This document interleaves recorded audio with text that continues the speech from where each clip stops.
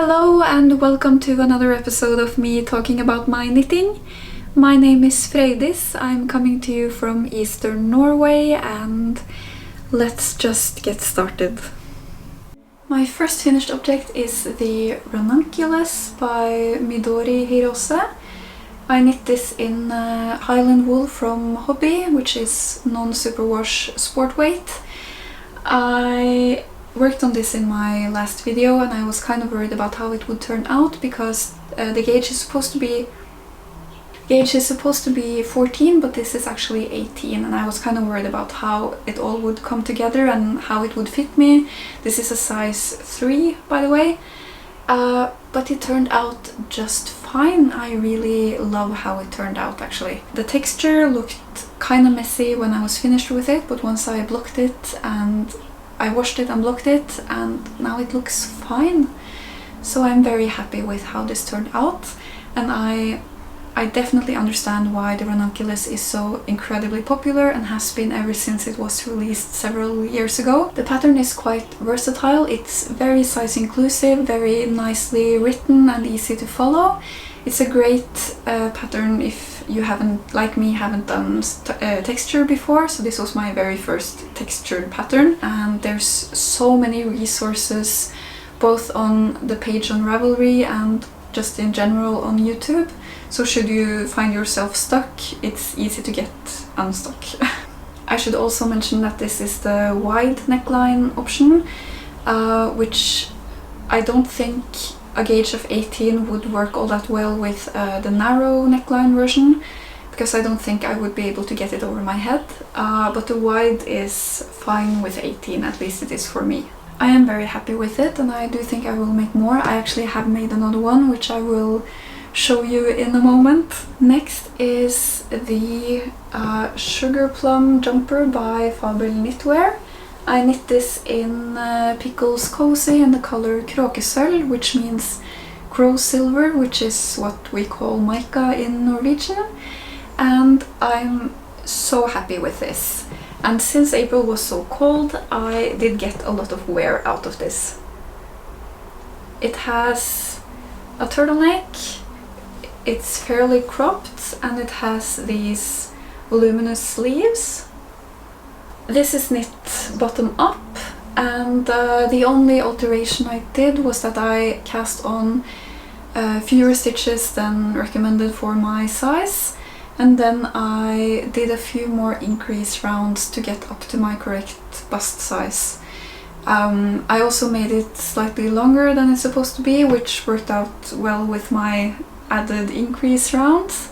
I'm very happy with how this turned out, but I don't feel like I need more of this, so I think this will be my only Sugarplum jumper, at least for now.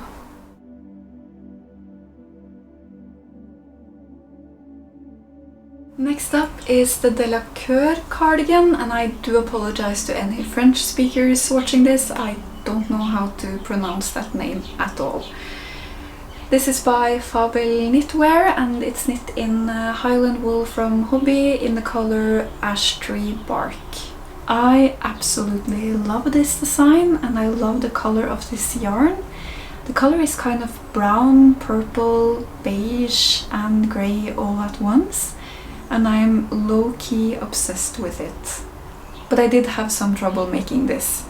The sleeves in Fabel Knitwear designs are typically always too short on me, so I'm used to adding some extra centimeters to them. I added 5 to these at first and just kept on knitting, assuming it would be enough because it usually is enough. Since this garment is knitted bottom up, it can be a little bit harder to understand how it will fit in the end, but I just assumed 5 centimeters would be enough. And I finished the whole raglan section without realizing that it wasn't. Unfortunately, I didn't take any pictures of how it looked after my first attempt, but the sleeves are supposed to have some volume and drape slightly over the cuff. But my sleeves didn't look anything like that. Had the sleeves been designed to be straight, they would have been long enough, but there wasn't any extra volume and no draping of any kind. I considered leaving them the way they were, straight, but because there are some decreases on the upper part of the sleeves, I thought it looked kind of weird. So I didn't see any other solution than to unravel the raglan section and detach the sleeves and add an extra 10 centimeters to each sleeve. So that means that these sleeves are 15 centimeters longer than the pattern calls for. I actually now think I could have gotten away with 12 centimeters, maybe 15 is a little bit too much drape. But in any case, if you want to make this garment, do pay attention to what is happening to your sleeves. Another issue I have is that there is a lot of extra fabric in the back, like in the neckline in the back. It's very noticeable and I wouldn't really be comfortable wearing my hair up with it the way it looks now. This isn't a flaw in the design or anything, this is just a matter of how I am shaped and how other people are shaped. Just something to be aware of in the future. I don't think this will be too hard to fix though, because since it's knit bottom up, I would only have to remove the ribbing and the first couple of rows and then add some decreases, and I think that would be enough. I wouldn't have to touch the button band at all, which is a huge plus. I just haven't felt inspired to do it, but I will fix it sometime. I absolutely love this design and I am definitely making more, and the next one will probably be in a darker color.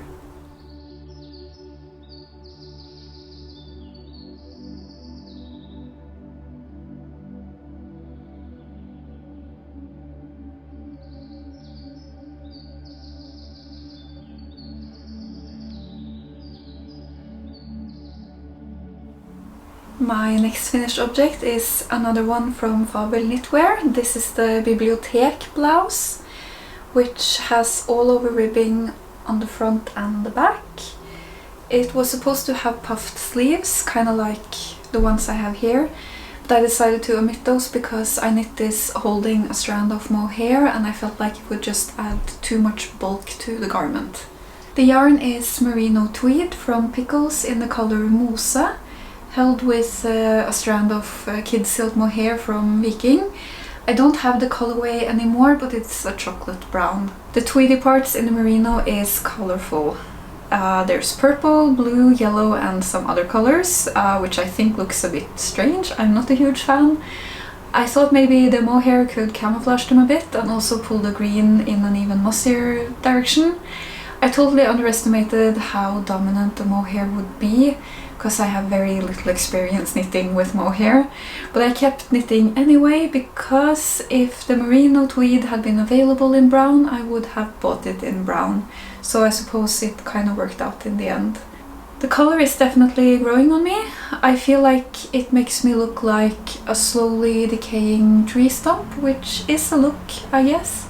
The merino tweed isn't the most comfortable yarn to knit with on its own, but held with a mohair it turns into this soft, buttery dream of a knitting experience. Otherwise, I probably would have given up on doing all over ribbing with it.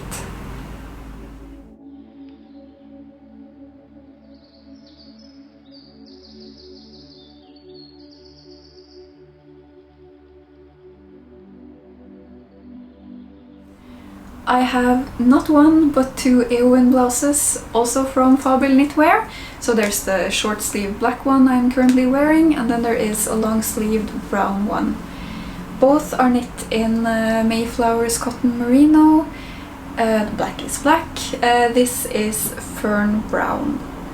I now have 5 Eowyn blouses and I'll probably make more, because I just love this design so much. I find it highly versatile and flattering, so I'm definitely not finished with it yet. The brown one I finished in April, early May, and the black one I only recently finished. And I had to, so even though these are knit with exactly the same yarn, just different colorways, I had to go down like a full needle size, or was it maybe a half a needle size, to get gauge on the black one.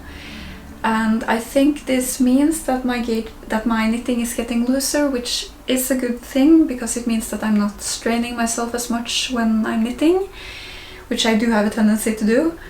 And I also had the same experience with another garment that I made, that I'm showing you in a moment.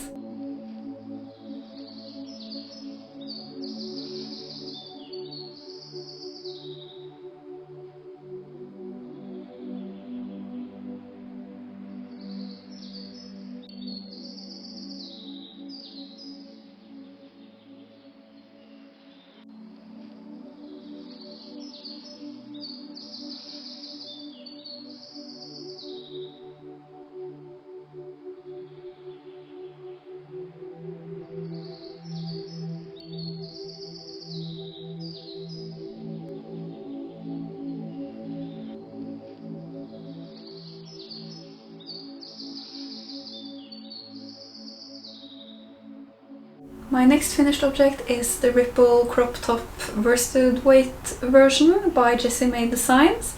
It has all over ribbing in the front, in the back, and on the sleeves. So this was kind of challenging. I knit this in yet again Mayflower's Cotton Merino Classic this time. Jessie May has so many wonderful patterns, especially summer patterns. They are wonderfully constructed, very thoughtfully explained, and very size inclusive. If you haven't knit summer tops before, I would definitely recommend starting there. One thing you should be aware of with Jessie May Designs is that her patterns tend to be very cropped. So this means that I usually use quite a bit of extra yarn compared to what's listed in the pattern. But anyway, no matter how well you write the pattern, there's no getting around that all over ribbing can be quite challenging and, well, straight up painful. It did take me a while to finish this, especially because I was kind of sick of all over ribbing after the Bibliotek Blouse. So it did take me a while to finish this, but I will definitely be making more. So in between all of this rib knitting, I needed something that would be very straightforward and uncomplicated. So I knit myself another Valkyria cardigan by Anna Sjøsvärd. This is identical to the first one I made back in January, which didn't fit me all that well, so I gifted that one to a friend and made myself another one in that very same yarn that actually fits me better. So I did, I mean, you can't really tell, but I did some darts in the lower back to make it more form-fitting, and now it's perfect. So now it's done. I don't have to think about it anymore, and it feels really great to just be finished with that issue. I just quickly threw on my next finished object, which is another Ranunculus, a short-sleeved version this time. I knit this yet again in Mayflower's Cotton Merino, which is the sport weight version. It's very similar to the Highland wool that I knit my the other one in. At least in terms of yarn weight, it's very similar. But this is superwash, this is not superwash. This is Highland wool, and this is Cotton Merino. So the properties are different, which I would soon discover. I knit this on the same needles, and I expected to get the same gauge, which was 18.